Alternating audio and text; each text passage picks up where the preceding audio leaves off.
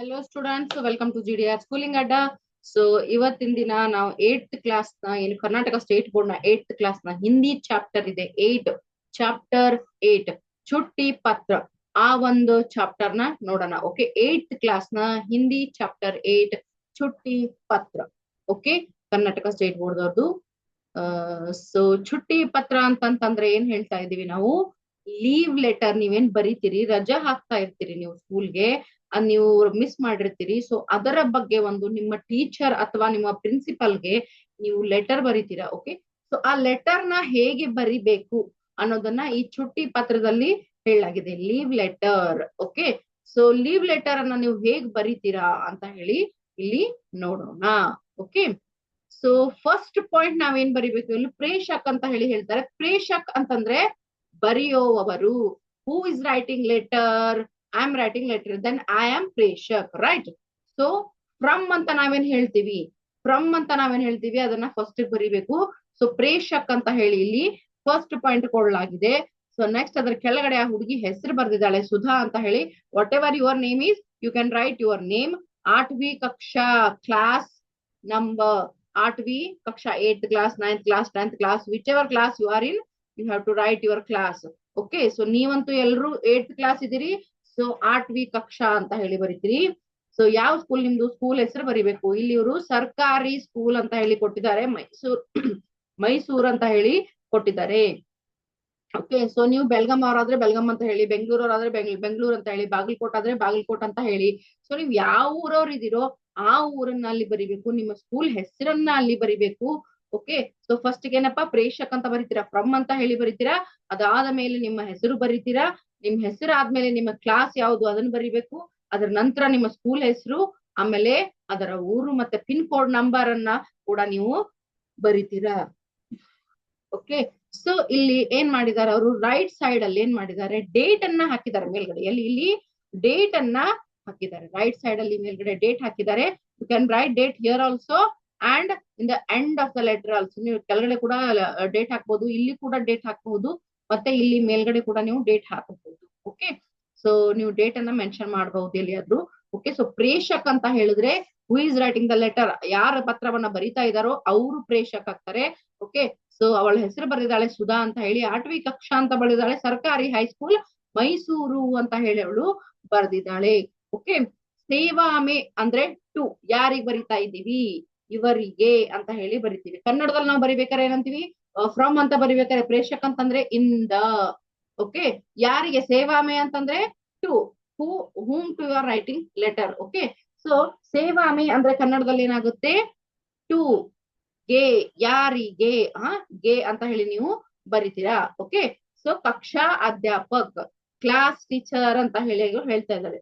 ಕಕ್ಷಾ ಅಧ್ಯಾಪಕ್, class teacher, ಸರ್ಕಾರಿ high school Mysuru. Okay, so ನೀವು ನಿಮ್ ಸ್ಕೂಲ್ ಹೆಸರನ್ನ ನೀವು ಬರಿಬಹುದು. ಓಕೆ, ಸೊ ಫಸ್ಟ್ ಏನ್ ಮಾಡಿದ್ರಿ, ಪ್ರೇಷಕ್ ಅಂದ್ರೆ ಫ್ರಮ್ ಅಡ್ರೆಸ್ ಬರ್ದ್ರಿ, ಪ್ರೇಷಕ್ ಅಂತ ಬರ್ದ್ರಿ, ಹೆಸರು ಬರ್ದು, ಅದರ ನಂತರ ಕ್ಲಾಸ್ 8वीं ಕಕ್ಷಾ, ನಂತರ ಸ್ಕೂಲ್ ನೇಮ್. ಓಕೆ, ಅದಾದ್ಮೇಲೆ ಸೇವಾಮೆ ಅಂತ ಹೇಳಿ ಬರ್ದು, ಕಕ್ಷಾ ಅಧ್ಯಾಪಕ್ ಅಂತ ಬರ್ದು, ಸರ್ಕಾರಿ ಹೈಸ್ಕೂಲ್ ಮೈಸೂರು ಅಂತ ಹೇಳಿ ಅಡ್ರೆಸ್ ಬರ್ದಿದ್ದಾರೆ. ಆದರಣೀಯ ಮಹೋದಯ ಏನಂತ ನಾವ್ ಹೇಳ್ತೀವಲ್ಲ, ರೆಸ್ಪೆಕ್ಟೆಡ್ ಸರ್, ರೆಸ್ಪೆಕ್ಟೆಡ್ ಮ್ಯಾಮ್ ಅಂತ ನಾವ್ ಹೇಳ್ತೀವಲ್ಲ, ಹಂಗೆ ಆದರಣೀಯ ಮಹೋದಯ ಅಂತ ಹೇಳಿ ಬರಿತಾ ಇದ್ದಾರೆ. ಆದರಣೀಯ ಮಹೋದಯ, ವಿಷಯ 3 दिन की छुट्टी की ಪ್ರಾರ್ಥನಾ ಹೇತು. ಏನಂತ ಹೇಳ್ತಾ ಇದ್ದಾರೆ ಇಲ್ಲಿ, 3 ದಿನಗಳ ರಜೆಯ ಒಂದು ಪ್ರಾರ್ಥನೆಯ ಕುರಿತು. ಓಕೆ, ವಿಷಯ ಅಂತ ಹೇಳಿ ಬಂದಾಗ ಯಾವ್ದಕ್ಕೋಸ್ಕರ ನೀವು ಲೆಟರ್ ಬರಿತಾ ಇದ್ದೀರಾ, ಆ ಉದ್ದೇಶವನ್ನ ನೀವು ಇಲ್ಲಿ ಹೇಳ್ಬೇಕು. ಸಬ್ಜೆಕ್ಟ್ ಅನ್ನ ನೀವು ಇಲ್ಲಿ ಮೆನ್ಷನ್ ಮಾಡ್ಬೇಕು, right? You are writing letter for what, you have to mention the subject, right? So ಅದಕ್ಕೆ ನೀವೇನ್ ಮಾಡ್ತೀರಿ, ಇಲ್ಲಿ ವಿಷಯವನ್ನ ಬರಿತೀರಿ. 3 दिन की छुट्टी के ಪ್ರಾರ್ಥನಾ ಹೇತು, 3 ದಿನಗಳ ರಜೆಯ ಪ್ರಾರ್ಥನೆಯ ಕುರಿತು ಅಂತ ಹೇಳಿ ನೀವಿಲ್ಲಿ ವಿಷಯವನ್ನ ಬರಿತಾ ಇದ್ದೀರಾ. ಅದಾದ್ಮೇಲೆ उपयुक्त विषय के संबंध में आपसे निवेदन है कि दिनांक 4/10/2017 से दिनांक 6/10/2017 तक मुझे अपने भाई की शादी में भाग लेने के लिए बेंगलुरु जाना है, इसीलिए मैं विद्यालय नहीं आ सकती. अथ आपसे प्रार्थना करती हूँ कि इन 3 दिनों की छुट्टी देने की ಕೃಪಾ ಕರೆ ಧನ್ಯವಾದ ಸಹಿತ. ಓಕೆ, ಸೊ ಅವ್ರ ಏನ್ ಹೇಳ್ತಾ ಇದ್ದಾಳೆ, ಆ ಹುಡುಗಿ ಏನ್ ಹೇಳ್ತಾ ಇದ್ದಾಳೆ, ಸುಧಾ ಏನ್ ಹೇಳ್ತಾ ಇದ್ದಾಳೆ, ಅವಳಿಗೆ 3 ದಿನಗಳ ರಜೆ ಬೇಕಂತೆ. ಯಾವಾಗಿಂದ? 4/10/2017 6/10/2017 ಅವ್ರಿಗೆ ರಜೆ ಬೇಕಾಗಿತ್ತು. ಯಾವ್ದಕ್ಕೋಸ್ಕರ? ಅವಳ ಅಣ್ಣನ ಮದುವೆ ಇತ್ತು. ಆ ಮದುವೆಯಲ್ಲಿ ಭಾಗಿಯಾಗ್ಲಿಕ್ಕೆ ಅವಳಿಗೆ ಬೆಂಗಳೂರು ಹೋಗ್ಬೇಕಿತ್ತು.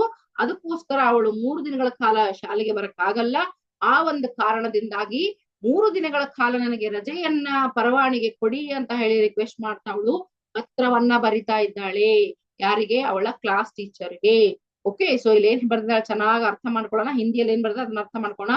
उपयुक्त विषय के संबंध में अपने निवेदन आपसे निवेदन है कि ಏನಂತ ಹೇಳ್ತಾಳೆ? ಉಪಯುಕ್ತ ವಿಷಯ ಅಂತಂದ್ರೆ ಇಲ್ಲಿ ಮೇಲೆ ತಿಳಿಸಿರುವಂತ ವಿಷಯ. ಓಕೆ, ಉಪಯುಕ್ತ ವಿಷಯಕ್ಕೆ ಸಂಬಂಧ ಮೇ, ಆ ವಿಷಯಕ್ಕೆ ಸಂಬಂಧಿಸಿದಂತೆ ಆಪ್ಸೆ ನಿವೇದನ್ ಹೇ, ನಿಮ್ಮಲ್ಲಿ ನಾನು ನಿವೇದನೆ ಪ್ರಾರ್ಥಿಸಿಕೊಳ್ಳುತ್ತೇನೆ, ಕೇಳಿಕೊಳ್ಳುತ್ತೇನೆ. ಓಕೆ, कि दिनांक 4/10/2017 से दिनांक 6/10/2017 ಯಾವಾಗಿಂದಪ್ಪ ಡೇಟ್ ಹಾಕಿದ್ದಾರೆ, ಆ ನಂತರ तक ಅಲ್ಲಿವರೆಗೂ मुझे अपने भाई की शादी में भाग लेने के लिए ಬೆಂಗಳೂರು जाना है. ಏನು, ನನಗೆ ಆ ದಿನದವರೆಗೂ ನನ್ನ ಅಣ್ಣನ ಮದುವೆಯಲ್ಲಿ ಭಾಗವಹಿಸಲು ಬೆಂಗಳೂರಿಗೆ ಹೋಗಬೇಕಿದೆ. इसलिए मैं विद्यालय नहीं आ सकती, ಅದಕ್ಕೋಸ್ಕರ ನನಗೆ ಶಾಲೆಗೆ ಬರಲು ಸಾಧ್ಯವಾಗುವುದಿಲ್ಲ. ಅತಃ ಆಪ್ಸೆ ಪ್ರಾರ್ಥನಾ ಕರ್ತಿ ಹೂ, ಅದಕ್ಕೋಸ್ಕರ ನಾನು ನಿಮ್ಮಲ್ಲಿ ಪ್ರಾರ್ಥಿಸಿಕೊಳ್ಳುತ್ತೇನೆ. ಏನೆಂದರೆ ಇನ್ 3 ದಿನೋ ಕಿ छुट्टी देने की ಕೃಪಾ ಕರೆ, ಈ 3 ದಿನಗಳ ಕಾಲ ನನಗೆ ರಜೆ ನೀಡುವ ಕೃಪೆ ಮಾಡಬೇಕು, ಕೋರಿಕೊಳ್ಳುತ್ತೇನೆ. ದಯಮಾಡಿ ನನಗೆ ರಜೆಯನ್ನ ಮಾಡಿ ಏನೋ ಅನುಕೂಲ ಮಾಡಿಕೊಡಿ ಅಲ್ವಾ. ಓಕೆ, ಸೊ ಇನ್ 3 ದಿನೋ ಕಿ छुट्टी देने की ಕೃಪಾ ಕರೆ, ಸೊ ಈ 3 ದಿನಗಳ ರಜೆಯನ್ನ ಕೊಡುವ ಕೃಪೆಯನ್ನ ನನ್ನ ಮೇಲೆ ಮಾಡಿ ಅಂತ ಹೇಳಿ ಲಾಸ್ಟ್ ಏನ್ ಬರಿತಾ ಇದ್ದಾಳೆ? ಧನ್ಯವಾದ ಸಹಿತ್ ಏನಂತ ಬರಿತಾ ಇದ್ದಾಳೆ? ಧನ್ಯವಾದ ಸಹಿತ್ ಅಂತ ಹೇಳಿ ಬರೆದು ಅಭಿವಾದಕ್ಕೆ ಹಸ್ತಾಕ್ಷರ ಆಪ್ಕಿ ಆಜ್ಞಾಕಾರಿ ಛಾತ್ರ ಸುಧಾ. ಏನು ಇಲ್ಲಿ ಕೆಳಗಡೆ ಏನು ಬರಿತಾ ಇದ್ದಾಳೆ? ಆಪ್ಕಿ ಆಜ್ಞಾಕಾರಿ ಛಾತ್ರ. ನೀವು ಕೂಡ ಏನಂತ ಬರೀತೀರಾ? ಆಪ್ಕಿ ಆಜ್ಞಾಕಾರಿ ಅಂತ ಹೇಳಿ, ಅಥವಾ ಆಪ್ಕಿ ನೀವೇನ್ ಬರೀತಿರೋ, ನೀವ್ ಯಾರಿದ್ದೀರೋ ನಿಮ್ಮ ಹೆಸರುಗಳನ್ನ ಅಲ್ಲಿ ಬರಿಬೇಕು. ಆಜ್ಞಾಕಾರಿ ಛಾತ್ರ ಅಂತ ಬರೆದು ಕೆಳಗಡೆ ನಿಮ್ಮ ಹೆಸರುಗಳನ್ನ ಬರಿಬೇಕು.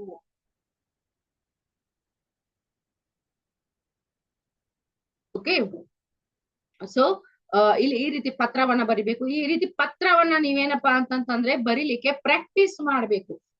ಪ್ರಾಕ್ಟೀಸ್ ಮಾಡಿದಾಗ ಏನಾಗುತ್ತೆ, ನಿಮ್ಗೆ ಎಕ್ಸಾಮ್ ಏನಾದ್ರು ಒಂದು ಲೆಟರ್ ಬರೀಲಿಕ್ಕೆ ಬಂದ್ರೆ ಆ ಲೆಟರ್ ಅನ್ನ ನೀವು ಇಲ್ಲಿ ನಿಮ್ಮ ಹೆಸರುಗಳನ್ನ ಹಾಕಿ ನೀವು ಬರಿಬಹುದು. ಓಕೆ, ಸೊ ಫಾರ್ ಎಕ್ಸಾಂಪಲ್ ಇವಾಗ ನೋಡೋಣ. ಇಲ್ಲಿ ಪ್ರೇಷಕ್ ಅಂತ ಇದೆ, ಪ್ರೇಷಕ್ ಅಂತ ನೀವು ಸೇಮ್ ಬರಿಬೇಕು. ಇಲ್ಲಿ ಸುಧಾ ಅಂತ ಬರೆದಿದ್ದಾಳೆ. ಫಾರ್ ಎಕ್ಸಾಂಪಲ್ ನಿಮ್ಮ ಹೆಸರು ಏನಾದ್ರು ಏನು ಕವಿತಾ ಅಂತ ಇದ್ರೆ ಅಥವಾ ಲಕ್ಷ್ಮಿ ಅಂತ ಇದ್ರೆ ನಿಮ್ಮ ಹೆಸರನ್ನ ಇಲ್ಲಿ ನನ್ನ ಹೆಸರು ಕವಿತಾ. ಓಕೆ, ಪ್ರೇಷಕ್ ಅಂತ ಬರೆದು ಕವಿತಾ ಅಂತ ಬರಿಬಹುದು. ಅದಾದ್ಮೇಲೆ 8ವಿ ಕಕ್ಷಾ ನಂತರ ನಿಮ್ ಸ್ಕೂಲ್ ಯಾವ್ದಿದೆಯೋ ಆ ಸ್ಕೂಲ್ ಹೆಸರನ್ನ ಬರೀರಿ. ಯಾವ ಜಿಲ್ಲೆಯಲ್ಲಿದೆ ಆ ಜಿಲ್ಲೆ ಹೆಸರನ್ನ ಬರೀರಿ, ಅಥವಾ ಯಾವ ರಾಜ್ಯದಲ್ಲಿದೆ ಆ ರಾಜ್ಯದ ಹೆಸರನ್ನ ಬರೀರಿ, ಪಿನ್ ಕೋಡ್ ನಂಬರ್ ಅನ್ನ ಬರೀರಿ. ಓಕೆ, ಅದಾದ್ಮೇಲೆ ಸೇವಾಮೆ ಅಂತ ಹೇಳಿ ಬರೆದು ಸೇವಾಮೆ ಕಕ್ಷಾ ಅಧ್ಯಾಪಕ್ ನಿಮ್ಮ ಸ್ಕೂಲ್ ಹೆಸರು, ಅದು ಯಾವ ಊರಲ್ಲಿದೆ ಅಥವಾ ಯಾವ ಜಿಲ್ಲೆಯಲ್ಲಿದೆ ಅದು ಬರೆದು ಪಿನ್ ಕೋಡ್ ಅನ್ನ ಬರಿಬೇಕು. ಓಕೆ, ಸೊ ಅದಾದ್ಮೇಲೆ ನೀವು ಸೇಮ್ ಇದನ್ನೇ ಕಾಪಿ ಮಾಡುವುದು ಬೇಡ, ಇದನ್ನ ಸ್ವಲ್ಪ ಚೇಂಜ್ ಮಾಡಿ ಕೂಡ ನೀವು ಬರಿಬಹುದು. ಓಕೆ, ಸೊ ನೀವು ಇಲ್ಲಿ ಏನ್ ಹಾಕ್ತೀರಾ? ಆದರಣೀಯ ಮಹೋದಯ, ರೆಸ್ಪೆಕ್ಟೆಡ್ ಸರ್ ಅಂತ ನಾವು ಹಾಕ್ಲೇಬೇಕು. ಆದರಣೀಯ ಮಹೋದಯ ಅಂತ ಬರೆದು ವಿಷಯ ಏನು, ಇಲ್ಲಿ 3 दिन की छुट्टी के ಪ್ರಾರ್ಥನಾ ಹೇತು ಅಂತ ಕೊಟ್ಟಿದ್ದಾರೆ. ನೀವು 2 दिन ಅಂತ ಬರೀಬಹುದು, 4 दिन ಅಂತ ಬರೀಬಹುದು, 5 दिन ಅಂತ ಬರೀಬಹುದು, 1 दिन ಅಂತ ಹೇಳಿ ಕೂಡ ಬರೀಬಹುದು. ನಿಮ್ಗೆ ಎಷ್ಟು ದಿನ ಬೇಕೋ ಅಷ್ಟು ದಿನ ನೀವು ಅಲ್ಲಿ ಮೆನ್ಷನ್ ಮಾಡಬಹುದು. ಸೊ ಅದನ್ನ ಇಲ್ಲಿ ಚೇಂಜ್ ಮಾಡ್ಕೊಳ್ಳಿ ಪಾಯಿಂಟ್ ಅನ್ನ. ಓಕೆ, 3 दिन की छुट्टी की ಪ್ರಾರ್ಥನಾ ಹೇತು ಅಂತ ಇದೆ, ಬೇಕಾದ್ರೆ ನೀವು 4 दिन ಅಂತ ಹಾಕೊಳ್ಳಿ. 4 दिन की छुट्टी की ಪ್ರಾರ್ಥನಾ ಹೇತು ಅಂತ ಹಾಕೊಳ್ಳಿ. ಓಕೆ, ಸೊ ಅದಾದ ಬಳಿಕ ನೀವೇನ್ ಮಾಡ್ತೀರಾ? ಕೆಳಗಡೆ ಏನಿರೋದು ಉಪಯುಕ್ತ ವಿಷಯಕ್ಕೆ ಸಂಬಂಧ ಮೇ ಆಪ್ಸೆ ನಿವೇದನ್ ಹೈ ಕಿ ದಿನಾಂಕ ಡೇಟ್ಸ್ ಏನಿದೆ ಅದು ನಿಮ್ಮ ಪ್ರಕಾರ ಹಾಕೊಳ್ಳೋದು. 2017ರಲ್ಲಿ ಮೆನ್ಷನ್ ಮಾಡಿರೋದಿದೆ. ಇವಾಗ ನೀವೇನ್ ಮಾಡ್ತೀರಿ? 2025 ನಡೀತಾ ಇದೆ. ಸೊ ನೀವೇನ್ ಮಾಡ್ತೀರಿ? ಆ ಡೇಟ್ ಗಳನ್ನ ಆ ಪ್ರಕಾರ 2025 ಅಲ್ಲಿ ಇವಾಗ ಏನಪ್ಪಾ ನೆಕ್ಸ್ಟ್ ಅಕ್ಟೋಬರ್ ಕೊಟ್ಟಿದ್ದಾರೆ, ನೀವು ಅಕ್ಟೋಬರ್ ಹಾಕೊಳ್ಳಿ. ಓಕೆ, 4/10/2025 ಎಷ್ಟು ದಿನ ನಿಮ್ಗೆ ಬೇಕೋ ಅಷ್ಟು ಕೌಂಟ್ ಮಾಡ್ಕೊಳ್ಳಿ, 3 ದಿನ 4 ದಿನ 5 ದಿನ ಅಂತ ಹೇಳಿ ಕೌಂಟ್ ಮಾಡ್ಕೊಂಡು ಆ ಡೇಟ್ ಗಳನ್ನ ಮೆನ್ಷನ್ ಮಾಡಿ, ಅದಾದ್ಮೇಲೆ ಮುझे अपने भाई के ಶಾದಿಗೆ, ಅವಳು ಅವ್ರ ಅಣ್ಣನ ಮದುವೆ ವಿಷಯ ಹೇಳಿದಾಳೆ. ನೀವೇನ್ ಹೇಳ್ಬಹುದು, ಹಮಾರೆ ಗಾಂವ್ ಮೇ ಏನು ಜತ್ರಾ ಹೇ ಅಂತ ಹೇಳ್ಬಹುದು, ಮೇಲಾ ಹೇ ಅಂತ ಹೇಳಬಹುದು, ಊರಲ್ಲಿ ಜಾತ್ರೆ ಇದೆ ಅದಕ್ಕೆ ಹೋಗ್ತಾ ಇದೀವಿ ಅಂತ ಹೇಳ್ಬಹುದು, ಮೇಳ ಇದೆ ಅಂತ ಹೇಳಬಹುದು, ಅಥವಾ ನಾವು ಫ್ಯಾಮಿಲಿ ಟ್ರಿಪ್ ಹೋಗ್ತಾ ಇದೀವಿ ಅಂತ ನೀವು ಹೇಳ್ಬಹುದು. ನೀವು ಯಾವುದೇ ಎಕ್ಸಾಂಪಲ್ ಅನ್ನ ಹೇಳ್ಬಹುದು. ಫಾರ್ ಎಕ್ಸಾಂಪಲ್ ಇವಾಗ ನಾನೇನ್ ಹೇಳ್ತೀನಿ, ಜಾತ್ರೆ ಬಗ್ಗೆ ಹೇಳ್ತೀನಿ. ಓಕೆ, ಸೊ ಇವಾಗ ಏನ್ ಹೇಳ್ತೀರಿ, ಎಲ್ಲಿವರೆಗೂ ಡೇಟ್ ವರ್ಗೂ ಬಂದ್ರಿ. ಅದಾದ್ಮೇಲೆ ತಕ್ ಮುझे अपने गांव के मेले में जाना है, अपने गांव के मेले में भाग लेने के लिए ಜಾನಾ ಹೇ. ಯಾವ ಊರಿಗೆ ಹೋಗ್ತಾ ಇದ್ದೀರಾ ಅದನ್ನು ಬರೀರಿ, ನಿಮ್ ಊರ್ ಯಾವ್ದಿದೆಯಪ್ಪ ಅದನ್ನು ಬರೀರಿ. ಬಾಗಲಕೋಟೆನೋ, ಮೈಸೂರು, ಅಥವಾ ಗುಲ್ಬರ್ಗನೋ, ಮತ್ಯಾವ್ದೋ ಊರೋ ಅದನ್ನ ಬರೀಬಹುದು. ಓಕೆ, ಸೊ ಇಲ್ಲೇನ್ ಹೇಳ್ತೀರಿ, उपयुक्त विषय के संबंध में आपसे निवेदन है कि 4/10/2025 से 7/10/2025 तक मुझे अपने गांव के मेले में भाग लेने के लिए विजयपुर जाना है, इसीलिए मैं विद्यालय नहीं आ सकती, अतः आपसे प्रार्थना करती हूँ कि इन 4 दिनों की छुट्टी देने की कृपा करे, ಧನ್ಯವಾದ ಸಹಿತ್. ಓಕೆ, ಸೊ ಇಷ್ಟು ನೀವು ಬರೆದು ಇಲ್ಲೇನ್ ಮಾಡ್ಬೇಕು, ಸಿಗ್ನೇಚರ್ ಹಾಕಿಲ್ಲ, ಆಪ್ಗೆ ಆಜ್ಞಾಕಾರಿ ಛಾತ್ರ ಅಂತ ಹಾಕಿ ನಿಮ್ಮ ಹೆಸರುಗಳನ್ನ ನೀವು ಕೆಳಗೆ ಬರೀಬಹುದು. ನನಗೆ ಎಕ್ಸಾಂಪಲ್ ಏನ್ ಕೊಟ್ಟಿದ್ದೆ, ಕವಿತಾ ಅಂತ ಹೇಳಿ ಕೊಟ್ಟಿದ್ದೆ. ಸೊ ನೀವು ಕವಿತಾ ಅನ್ನೋ ಹೆಸರನ್ನ ಅಲ್ಲಿ ಬರಿಬಹುದು. ಓಕೆ, ಸೊ ಈ ರೀತಿಯಾಗಿ ನೀವು ಪತ್ರವನ್ನ ರಚನೆ ಮಾಡಿದ್ರೆ ನಿಮ್ಗೆ ಅಂಡರ್ಸ್ಟ್ಯಾಂಡ್ ಆಗುತ್ತೆ. ಈ ಒಂದು ಪತ್ರವನ್ನ ತಗೊಂಡು ಬರ್ಕೊಂಡು ಅದರಲ್ಲಿ ಸ್ವಲ್ಪ ಚೇಂಜಸ್ ಮಾಡ್ತಾ ಮಾಡ್ತಾ ನೀವು ಬರಿತಾ ಹೋದ್ರೆ ಪತ್ರವನ್ನ ಯಾವ ರೀತಿಯಲ್ಲಿ ನೀವು ಬರಿಬೇಕು ಅಂತ ಹೇಳಿ ನಿಮಗೆ ಅರ್ಥ ಆಗುತ್ತೆ. ಓಕೆ, ಸೊ ಈ ರೀತಿ ನಿಮ್ಗೆ ಇದು ಹೋಪ್ಸೋ ಪತ್ರ ಚುಟ್ಟಿ ಪತ್ರ ಅರ್ಥ ಆಗಿದೆ ಅಂತ ಅನ್ಕೋತಾ ಇದ್ದೀನಿ. ಇದ್ರಲ್ಲಿ ಏನಾದ್ರೂ ಡೌಟ್ ಇದ್ರೆ, ನಿಮ್ಗೆ ಇದು ಅಂಡರ್ಸ್ಟ್ಯಾಂಡ್ ಆಗಿಲ್ಲ ಅಂದ್ರೆ ಯು ಕ್ಯಾನ್ ಆಸ್ಕ್ ಮೀ, ನೀವು ಕಮೆಂಟ್ ಮೂಲಕ ನಾನು ಕೇಳಬಹುದು. ನಾನು ನೆಕ್ಸ್ಟ್ ವಿಡಿಯೋದಲ್ಲಿ ಅದನ್ನ ನಿಮ್ಗೆ ಸಾಲ್ವ್ ಮಾಡ್ಕೊಡ್ತೀನಿ. ಓಕೆ, ಸೊ ನಿಮ್ದು ಏನು ಇವಾಗ ಫಸ್ಟ್ ಪಾರ್ಟ್, ಹಿಂದಿಯ ಫಸ್ಟ್ ಪಾರ್ಟ್ ನ 8th ಚಾಪ್ಟರ್ ಇತ್ತಿದ್ದು, ಇನ್ನು ನೆಕ್ಸ್ಟ್ ಲಾಸ್ಟ್ ಚಾಪ್ಟರ್ ಒಂದೇ ಉಟ್ಕೊಂಡಿರೋದು ಮೊಬೈಲ್ ಕಾ ಬೋಲ್ಬಾಲ, ಅದನ್ನು ಆದಷ್ಟು ಬೇಗ ನಾನು ಅಪ್ಲೋಡ್ ಮಾಡ್ತೀನಿ. ಓಕೆ, ಸೊ ಮತ್ತೇನಾದ್ರೂ ಡೌಟ್ಸ್ ಇದ್ರೆ ನೀವು ಕಮೆಂಟ್ ಮೂಲಕ ತಿಳಿಸಿ. ಯಾರ್ಯಾರು ಚಾನಲ್ ಸಬ್ಸ್ಕ್ರೈಬ್ ಮಾಡಿಲ್ಲ ಸಬ್ಸ್ಕ್ರೈಬ್ ಮಾಡಿ, ವಿಡಿಯೋ ಲೈಕ್ ಮಾಡಿ, ಶೇರ್ ಮಾಡಿ. ಓಕೆ, ಸೊ ಆದಷ್ಟು ಬೇಗ ಮತ್ತೆ ನೆಕ್ಸ್ಟ್ ವಿಡಿಯೋದಲ್ಲಿ ಭೇಟಿ ಆಗೋಣ. ಅಲ್ಲಿವರೆಗೂ have a nice day, bye bye.